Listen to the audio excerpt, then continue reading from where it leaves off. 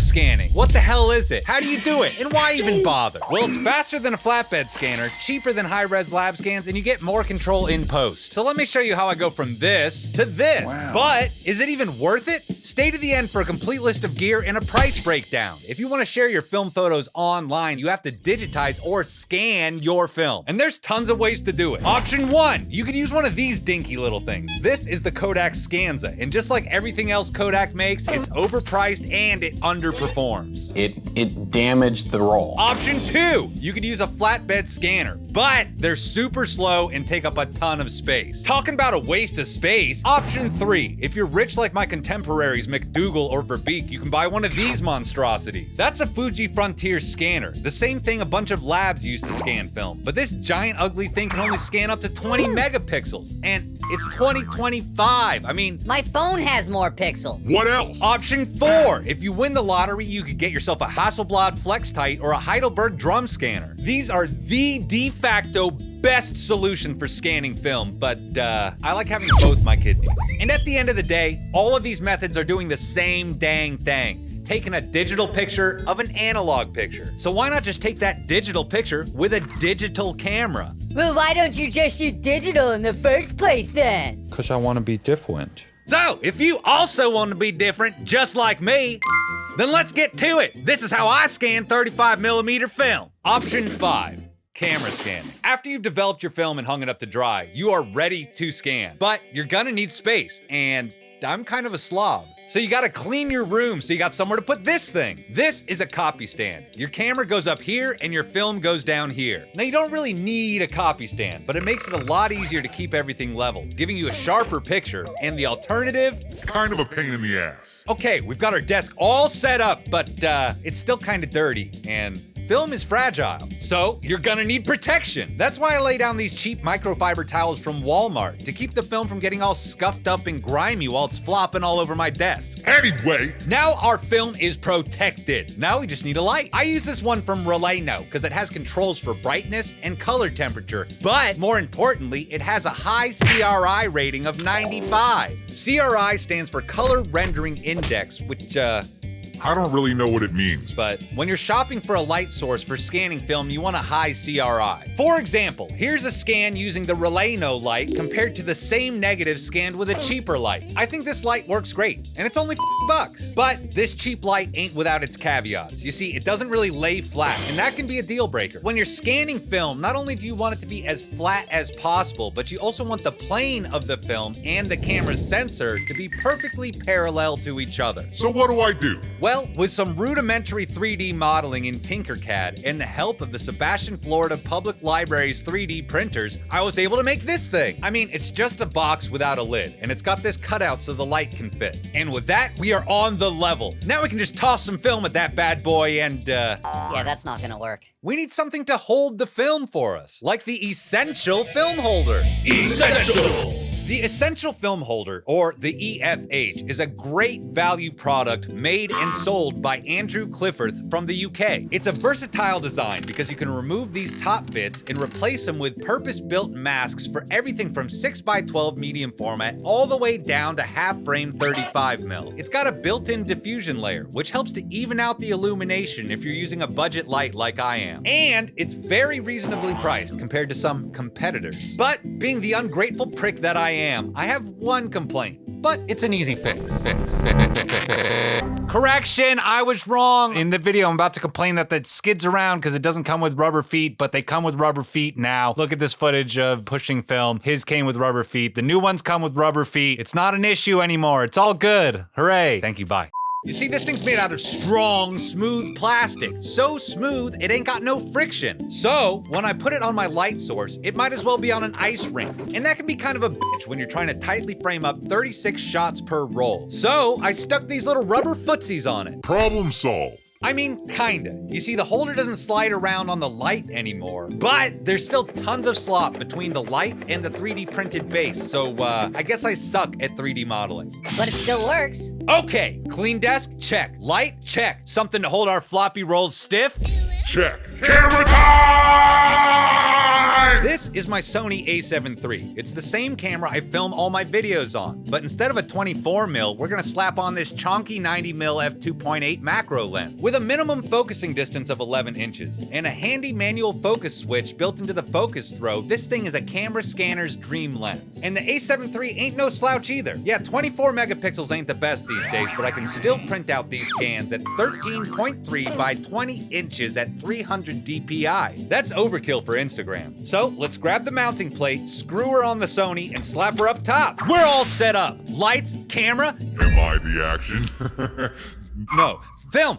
We need film! Well, it just so happens I got some ready to scan right over here. But before you go ahead and touch it with your greasy fingies, you gotta put on some gloves. Then I use this rocket blower to knock off some dust and, dog hair. So sometimes you gotta get a little rough with it. Anyway, pro tip. Leave the bottom clip on there to weigh down the film and keep it stiff while you're blowing it. And that's a perfect segue for orientation. You see, every film has two sides. There's the base and the emulsion. The emulsion side is the one with all the chemical miracles stuff on it. And the base is just the rest of it, the plastic, who cares? Well, we do. Because when scanning film, you want the emulsion side facing up towards the lens. Don't ask me why. I'm just regurgitating stuff I learned on YouTube. Am I part of the problem? Anyway, to determine which side is which ain't too hard. Take a look at the rebate. That's the section on the borders with all the words and numbers printed on it. If you can read them like normal, then you're looking at the base side. If they're all reversey like they're in a mirror, then you're looking at the emulsion side. Okay! Emulsion identified. Lights on. Camera ready. Film holder holding steady. Desk immaculate. I think we're finally Ready! All we gotta do is stick our tip in the slit here and...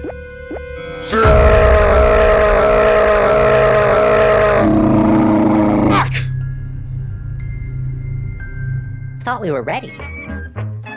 Okay, don't lose your shit, you little crybaby. What had happened was... Some films don't dry completely flat. They can bow a little bit in the middle, making it hard to feed your floppy roll into the slit on the backside. But don't worry, all you gotta do is pull out and snip your tip like so. I know it feels unnatural, but do you really want your film to ask you why your tips look different when you're showering together? Plus, the ladies think it looks better this way.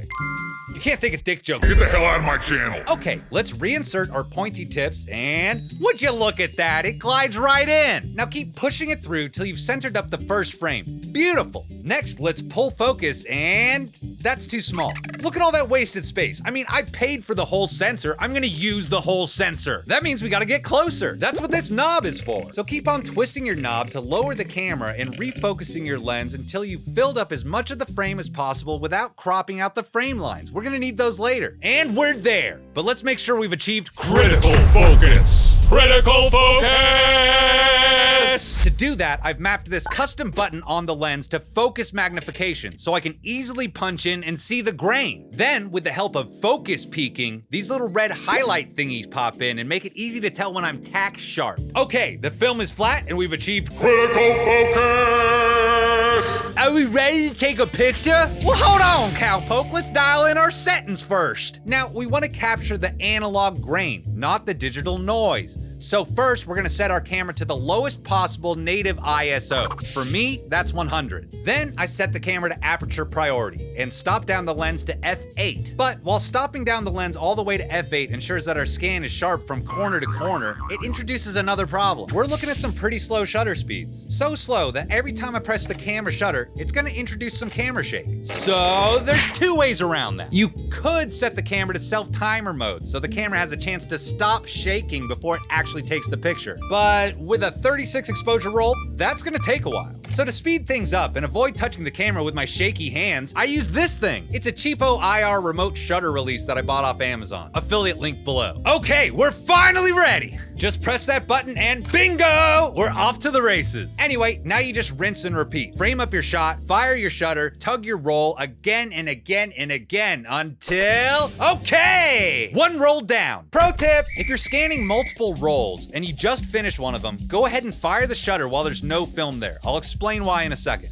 Once I've finished scanning all my rolls, I pop out the SD card, put it in my computer, and I open up Adobe Bridge. I use Bridge because it's a lot faster at displaying RAW files than Windows Explorer. Anyway, I go to this year's photo directory, then I copy and paste all of today's scans into a new folder labeled with the date that I scanned them. Then, since I took all those blank frames, it's easier to identify each individual roll and put it into its own subfolder. Next, I open up Lightroom and import the new folder into my catalog. Make sure you include the subfolders, unless you want to be Disorganized. At this point, I click into one of the subfolders, and one roll at a time, I use auto sync to set the white balance by clicking on the space outside of the frame line. Then I select all the scans at once, and still using auto sync, I crop in so there's no more frame lines showing. Next, I go to Photo, Flip Horizontal, because we captured these scans with the emulsion side facing up, so this is gonna flip things back the right way around. Now it's conversion time! Now there's ways to go about doing this manually, but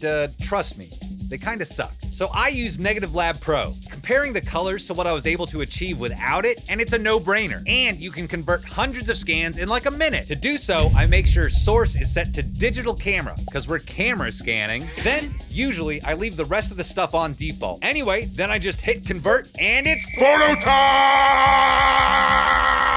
After converting, I like to go ahead and uncrop all my photos, because if I don't show the frame lines, How else are people gonna know I'm a film hipster? all of these frames are shot on Kodak Vision 3 500T color negative motion picture film. New episode all about how I shoot and develop 500T coming soon. So, should you start camera scanning your own film? Let's break it down. Disclaimer. I've got affiliate links below for all the gear I use, but they're not necessarily the best prices, so shop around. You don't have to buy from these links, but if you do, I sure would appreciate it. so how much was all this stuff? First up, the A7 III and the 90mm. I mean, depending on where you buy them, whether they're new or used, the camera and lens alone are gonna run you $1,500 to $3K. I know a lot of you are probably thinking, why not just get an Epson scanner? Think of it this way. I mean, yes, you can get as good, if not better results from an Epson scanner for a fraction of that price. But you can't also take that scanner out and take photos with it. And honestly, you can get away with a way cheaper camera and lens combo than I use. You don't even need a fancy macro lens. You can get macro extension tubes, bellows, or even a macro reversal adapter to attach your lens backwards, meaning virtually any lens could be a good scanning lens. How about the copy stand? Oof, that seems like a lot. I personally got mine on Facebook Marketplace for just $15. But like I said earlier, you can just use a tripod, it's just a bit more fiddly. Okay, then the essential film holder. The cheapest option is 65 pounds. That's $80 in real money. And considering you can also scan various formats of 120 film with it, it's pretty competitively priced compared to other offerings. Then the light. It's only 40 bucks. Yeah, it's kind of fiddly, it needed some DIY, but you can't argue with the results. So, is it worth it? Well, Trev Lee in the Darkroom Lab charges $7 extra per roll for high-res lab scans, and that doesn't include development. Sarah and I shot over 70 rolls of 35mm alone in 2024, so that would have cost us nearly $500. Not including development costs. So even if you're sending your film off to a lab to get developed, making your own high-res scans can pay for itself if you shoot enough film. Or just shoot digital, I don't care, you do you. Thank you, Internet. I'm Nick. Hey, this was kind of a long one, right? Oh boy. Happy New Year. Thank you for watching. Please leave a comment. Let me know what you think about this setup. Do you think it's worth it? Or do you just say, screw it, send it off to the lab, get a couple rolls developed a year and scanned, whatever. Please like and subscribe. Go watch all my other videos. Send them to your friends. Kidnap your family, tie them up, tape their eyes open, make them watch it on their accounts, all my videos, all the time, so I get all the ad money. Ring the bell icon. Make sure all the bells are rung and you get all the notifications. Make sure your phone is set to YouTube. All notifications come through all the time. Let Google into your heart. If you're still here, say Baba Booey in the chat. Come on, Baba Booey. That's B-A-B-A Booey, okay? Baba Booey in the chat. Sarah, last words of wisdom. You have to shout it so they can hear you. Thank God this is over for now. You guys are awesome. Hopefully you learned something on the Reading Rainbow.